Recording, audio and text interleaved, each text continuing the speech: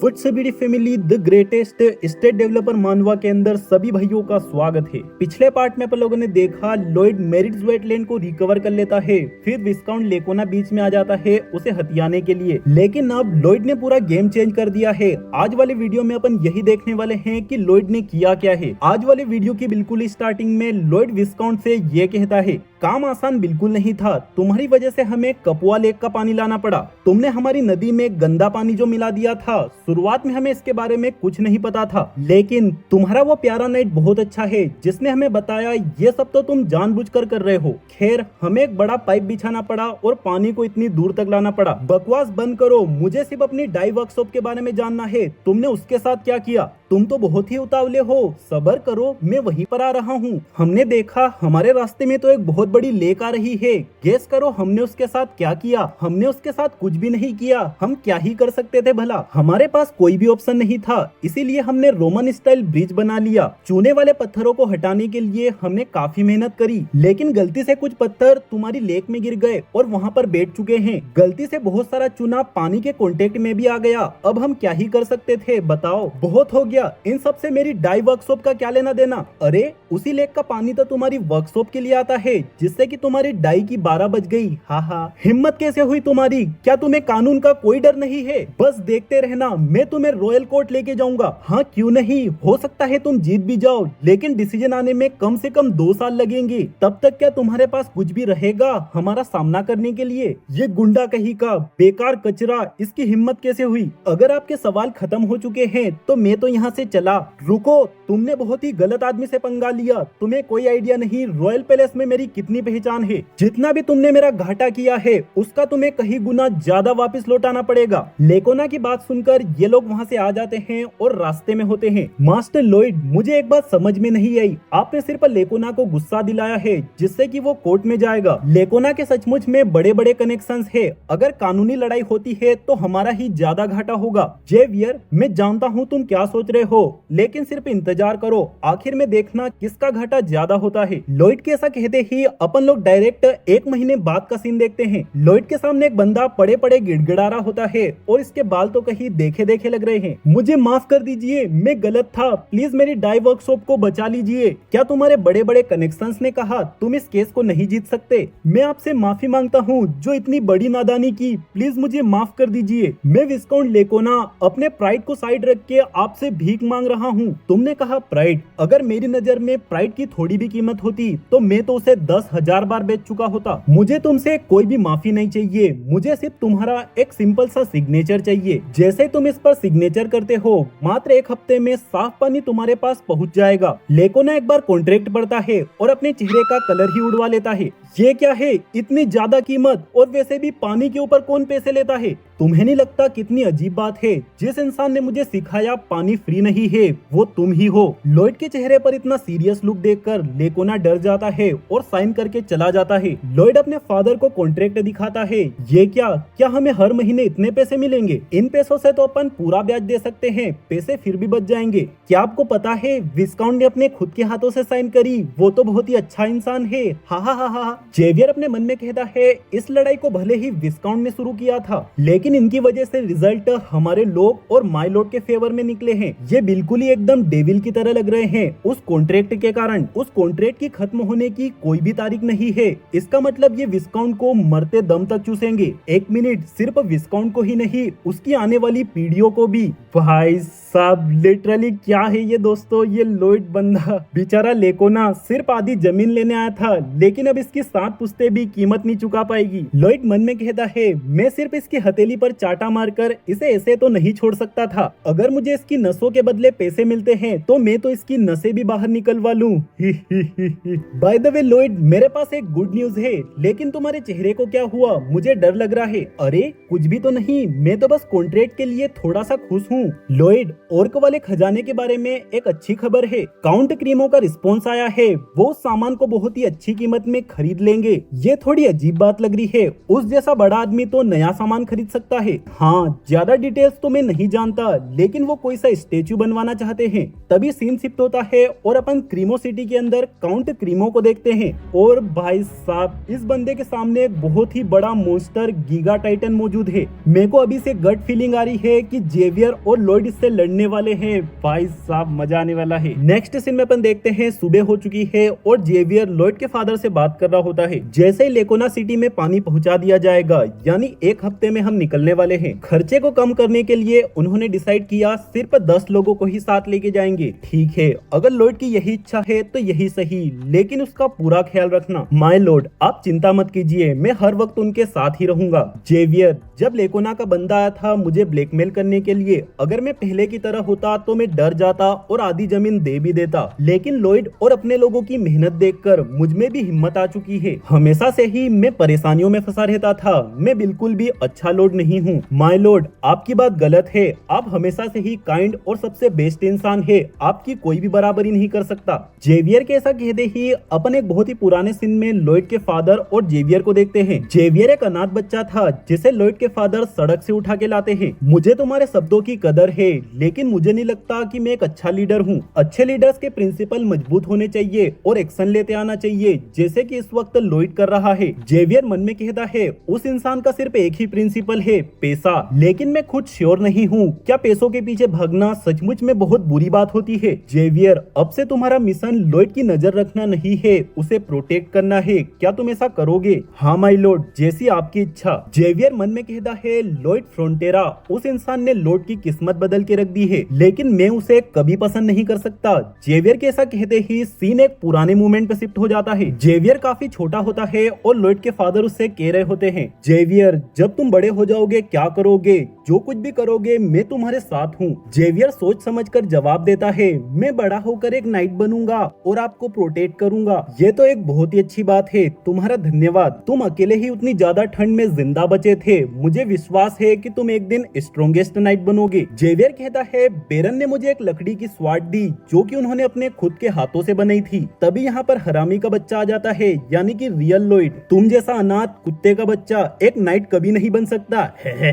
बस सपने देखते रहना और अगली जिंदगी में कोशिश करना, लूजर कहीं के। लॉयड जेवियर की स्वाट तोड़ देता है, जिससे कि जेवियर को काफी दुख होता है। प्रेजेंट टाइम पर जेवियर ने स्वाट को अभी तक संभाल के रखा है, क्योंकि ये स्वाट जेवियर के दिल के काफी करीब है। मुझे वो इंसान कभी अच्छा नहीं लग सकता, कभी भी नहीं। थोड़ी देर बाद अपन देखते हैं लॉयड कह रहा होता है, मेरे प्यारे कस्टमर, इस नाचिस की सर्विस लेने के लिए धन्यवाद। तुम मेरे बिना नहीं रह सकते, सच सच कहो तुम आदी हो चुके हो, तुम्हें मेरा हर काम मानना पड़ेगा, नहीं तो मैं अपनी सर्विस बंद कर दूंगा। हाँ हाँ, आप हर बार यही लाइन बोलते हैं, अब जल्दी शुरू हो जाइए। लॉयड अपनी बकबक शुरू कर देता है और जेवियर को सुलाने लग जाता है। मैं जानता हूँ मुझे इनसे नफरत करनी है, लेकिन अब तो ये एकदम नए इंसान बन चुके हैं। मुझे अपने आप से ही नफरत हो रही है। मैं ये कभी नहीं मान सकता कि ये एक अच्छे इंसान है। जैसे रात हो जाती है, लॉयड और जेवियर दोनों सो जाते हैं, तभी यहाँ पर एक बंदा आ जाता है लॉयड को जान से मारने के लिए। फटाक से जेवियर उठता है और लॉयड को बचा लेता है, इस बंदे को भी दबोच लेता है। ये तो वही बंदा है जो कि लेकोना के साथ था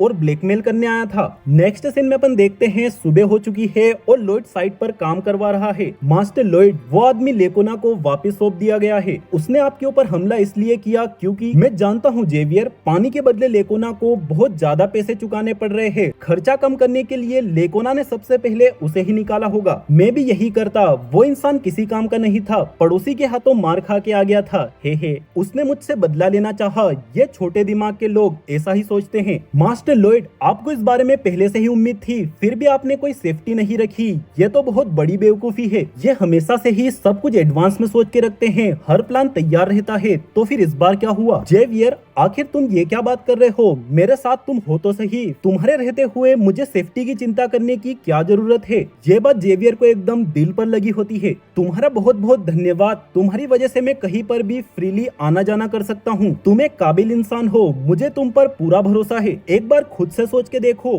5 साल का एक छोटा बच्चा जिसका विलेज मॉन्स्टर अटैक में तबाह हो गया, उतनी ज्यादा ठंड में खुद से सरवाइव करना नामुमकिन है, लेकिन तुम्हें देखो, तुम यहाँ पर खड़े हो एक नाइट की तरह। तुमसे तुमसे ज्यादा काबिल इंसान और कोई नहीं हो सकता। जेवियर के पास कुछ भी कहने के लिए शब्द नहीं है, इसीलिए लॉयड को घूरे जा रहा होता है। क्या हुआ है तुम्हें, कुछ कहते क्यों नहीं? लगता है मेरी बात क्रिंज थी, अब मुझे रिग्रेट हो रहा है। जेवियर मन में कहता है मुझे खुद से नफरत है, ये तो एक ठीक ठाक इंसान है। विंडो कहती है तुम्हारे बारे में जेवियर की नफरत मिट चुकी है, जिससे कि तुम्हें 15 अप्रूवल पॉइंट मिले हैं। जेवियर की अप्रूवल रेटिंग +6 हो चुकी है। टोटल आरपी पॉइंट 1675 हो चुके हैं। कल तक हमारा काम कंप्लीट हो जाएगा। क्रीमो सिटी जाने का टाइम आ चुका है, चलो कुछ पैसे कमा लिए जाए। हे। अगली सुबह अपन देखते हैं ये लोग अपने सफर के लिए रवाना हो जाते हैं। जेवियर को गुस्सा आ रहा होता है क्योंकि ये निठल्ला जेवियर के पीछे सो रहा है। ये ले साड़े, ओए तुमने मुझे मारा है ना? नहीं तो सर, आपने जरूर सपना देखा होगा। है, मुझे पता है तुमने मुझे क्या सोचकर मारा। यह इंसान अपने आप को नोबल कहता है और घुड़सवारी तक नहीं जानता, और अब देखो सो रहा है। तुमने यही सोचा है ना? बिल्कुल सही। लगता है अब तो आप दिमाग भी पढ़ सकते हैं। इसका मतलब तुमने मान लिया तुमने मुझे मारा? नहीं तो सर, मैं तो ऐसा सपना तक नहीं देख सकता। बस बहुत हो गया, तुम तो बहुत घटिया निकले। इसी वक्त रुक जाओ, इसी वक्त मुझे घुड़सवारी करना सिखाओ। मैं इनकार करता हूँ क्योंकि मैं एक नाइट हूँ, ना कि घुड़सवारी सिखाने वाला। विंडो कहती है असलियत में जेवियर ये कहना चाहता है, जेवियर को तुम्हारी बात अच्छी लगी। नई चीज सीखने के लिए तुम हमेशा उतावले रहते हो। ये मेरा ऑर्डर है, मुझे घुड़सवारी सीखनी है। विंडो कहती है लॉयड ये कहना चाहता है मैं कड़ी मेहनत करूंगा। कड़ी मेहनत करना मेरे लिए आसान बात है। कितनी घटिया बात है कि मुझे आपको सिखाना पड़ रहा है। विंडो कहती है मुझे पता है, मैं भी अपनी साइड से बेस्ट दूंगा। रुको, क्या कहा तुमने अभी? विंडो कहती है जेवियर थैंक यू, तुम्हारा दिल एकदम एंजल की तरह है। लॉयड चिल्लाकर विंडो से कहता है भाड़ में जाओ, अपनी बकवास बंद करो, तुम्हारी ट्रांसलेशन की जरूरत नहीं है। अचानक से आपको ये क्या हो गया? क्या आपके दिमाग ने घुटने टेक दिए? विंडो कहती है अचानक से आपको ये क्या हो गया? क्या आपके दिमाग ने घुटने टेक दिए? तभी विंडो जरूरी बात कहती है तुमने इस कॉन्टिनेंट पर फर्स्ट वाटर सिस्टम बनाया, जिसकी खबरें तेजी से फैल रही है। इंजीनियर के तौर पर तुम्हारी रेपुटेशन बढ़ चुकी है। तुम्हारा नाम इस कॉन्टिनेंट पर याद रखा जाएगा, इसीलिए बोनस के तौर पर 600 आरपी दी जाती है। वो ये तो जैकपॉट है। इसका मतलब मुझे अब बड़े कंस्ट्रक्शन प्रोजेक्ट भी मिल सकते हैं। रेपुटेशन का मतलब पैसा, पैसे का मतलब रिटायरमेंट, और उसके बाद तो मजे ही मजे। हे। एक मिनट में गुस्सा करते हो, अगले मिनट में हंसने लग जाते हो। क्या आपका दिमाग चला गया है? विंडो कहती है हाँ सचमुच में चला गया है। लॉयड मन में कहता है ये कमीने मैसेज कही के। नेक्स्ट सीन में अपन देखते हैं सफर काफी ज्यादा लंबा था, लेकिन फाइनली लॉयड और जेवियर क्रीमो सिटी में पहुंच जाते हैं। मैं यहाँ का लॉर्ड काउंट क्रीमो तुम्हारा स्वागत करता हूँ। इतनी दूर आने के लिए बहुत बहुत धन्यवाद। काउंट क्रीमो, आपसे मिलकर बहुत खुशी हुई। मैं फ्रोंटेरा फैमिली से। हा। जैसे मैंने उम्मीद की थी, तुम तो उससे पूरे ही अलग निकले। मैंने सुना तुम काफी टैलेंटेड बिल्डर हो, इसीलिए सोचा दिखने में तुम काफी कठोर होगे, लेकिन तुम तो दिखने में भी नोबल लग रहे हो। इनफैक्ट नोबल्स के भी नोबल। अगर तुम कहते तुम रॉयल हो तो मैं उस पे भी विश्वास कर लेता। हा। भाई ये बंदा जेवियर को नोबल मान रहा है और लॉयड को नौकर। क्या तुम्हारी एंगेजमेंट वगैरह हो रखी है? अगर नहीं तो एक बार मेरी डॉटर को देख लेना। लॉयड एकदम दबी हुई आवाज में कहता है एक्सक्यूज मी काउंट। कौन है ये बदतमीज? हिम्मत कैसे हुई ऐसे नौकर की नोबल्स की बात डिस्टर्ब करने की? ये मामूली सा नौकर नोबल्स की बात डिस्टर्ब क्यों कर रहा है? विंडो बहुत ही ज्यादा हंसते हुए कहती है नौकर सी शकल का। हा। अपन लोग थोड़ी देर बाद का सीन देखते हैं। हा। लगता है मुझसे बड़ी गलती हो गई। हा। प्लीज मुझे माफ कर देना, मैं दिल से कह रहा हूँ, बुरा मत मानना। कोई बात नहीं, ठीक है। विंडो ट्रांसलेट करके कहती है ये तो मेरी गलती है जो मेरी शकल नौकरों जैसी है। हा। थोड़ी गलती तुम्हारी भी है, अगर तुम्हारा जन्म नौकरों वाली शकल के साथ हुआ है। लॉयड मन में कहता है बस बहुत हो गया कमीने कहीं के। थोड़ी देर बाद अपन लोगों को काउंट क्रीमो की इंफॉर्मेशन दी जाती है। काउंट क्रीमो सिटी का लॉर्ड, जिसे कि सिटी ऑफ कॉमर्स भी कहा जाता है। स्टोरी के अंदर भी ये बंदा एक इम्पोर्टेंट कैरेक्टर था। जब जेवियर ने उन दोनों उधारी वाले बंदों को मार दिया था, जेवियर एक वांटेड क्रिमिनल बन जाता है। जेवियर सभी लोगों से छुप रहा होता है, लेकिन काउंट क्रीमो के हाथों पकड़ा जाता है। लेकिन थोड़ी सी बात करके ही काउंट क्रीमो पहचान जाता है जेवियर का कैरेक्टर बहुत अच्छा है, जिससे कि काउंट क्रीमो जेवियर को सजा दिलाने की बजाय उसकी बहुत ज्यादा मदद करता है। मैं तुम्हारा सामान एक बड़े से स्टेचू को डेकोरेट करने के लिए खरीद रहा था, जिसे कि मैं समुद्र के ऊपर बनवाना चाहता था। क्या कहा आपने? समुद्र के ऊपर? लेकिन क्यों? हमारी हमारी ट्रेडिंग खराब होते जा रही है। कुछ सालों पहले की बात है, एक गीगा टाइटन हमारे पोर्ट के पास दिखने लगा। उसने हम पर आज तक हमला तो नहीं किया, लेकिन उसकी मौजूदगी से ही सारे लोग डरते हैं। लॉयड मन में कहता है, ऐसा कुछ मैंने पढ़ा तो था, इन लोगों के पास पानी में हमला करने का कोई ऑप्शन नहीं है। हर कोई क्रीमो सिटी में आने से डर रहा था। काउंट को बहुत ही बड़ा घाटा हुआ। मैंने सोचा जेवियर इन लोगों की जरूर से मदद करेगा, लेकिन स्टोरी ही खत्म हो गई और सीजन 2 का भी कोई अता पता नहीं था। ये तो बिल्कुल टिबेट जैसा हो गया। धीरज भाई ने एक्सप्लेन करी और अब नई सीजन का कुछ भी अता पता नहीं। जब मैं इस दुनिया में आया था, मुझे लगा बुक के जरिए मुझे सब कुछ पता है। लगता है जो भी चीजें दिखाई नहीं गई थी वो भी यहाँ पर कंटिन्यू चल रही है। मैंने बहुत ज्यादा रिसर्च करी ताकि उस मॉन्स्टर को बाहर निकाल सकूं, जिससे कि मुझे एक जरूरी चीज पता चली। वो चीज है मरमेड्स, जो कि समुद्र के ऊपर राज करती है। गीगा टाइटन मरमेड से डरता है, इसीलिए मैंने सोचा जो कुछ भी मरमेड जैसा दिखाई देगा,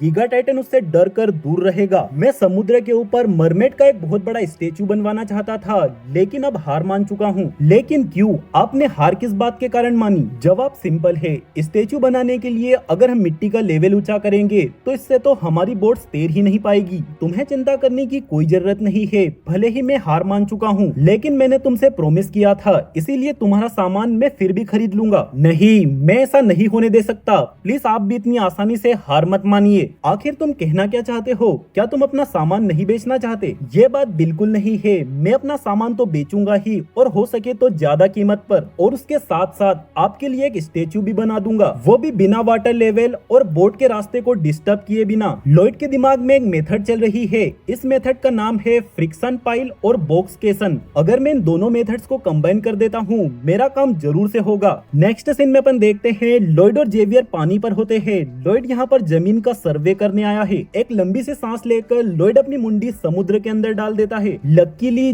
जमीन सही तरीके से चपटी है और मोटी सेडिमेंट्री लेयर भी है। क्या नीचे बेडरॉक हो सकती है? अगर ज्यादा नीचे हुई तो कोई दिक्कत वाली बात नहीं है। काफी देर अपना चेहरा समुद्र के अंदर रखने से लॉयड का चेहरा लाल पड़ जाता है। ओ शिट, मेरा चेहरा, ये क्या हो गया? और तुम्हें किस बात की खुशी हो रही है? मास्टर माफ कीजिएगा, किसी को दुख में देखकर पहली बार मुझे इतना मजा आ रहा है। बकवास बंद करो और मेजरमेंट तुम लो। वैसे मास्टर, आपको क्या लगता है, क्या आपका कॉन्ट्रैक्ट ठीक है? चुप हो जाओ, टॉपिक को चेंज करने की कोशिश मत करो। मास्टर, मुझे हर बार सेम ही लगता है, लेकिन इस बार तो मैं बिल्कुल भी इमेजिन नहीं कर पा रहा हूँ। आखिर समुद्र के अंदर सीधा ग्राउंड कैसे बनाया जा सकता है? क्या आप किसी मैजिक का इस्तेमाल करेंगे? बिना मैजिक के तो ये इम्पॉसिबल है। तुम चाहो तो इसे मैजिक कह सकते हो, ये सीमेंट का मैजिक होगा। लॉयड मन में कहता है, सवाल ये है, आखिर इस दुनिया के अंदर सीमेंट बनाऊंगा कैसे? अगर मैं रोमन स्टाइल सीमेंट बनाने की कोशिश करूं तो शायद बना सकता हूं। मास्टर, प्लीज अपने कदम ध्यान से मत रखिए और गिर जाइए। जेवियर,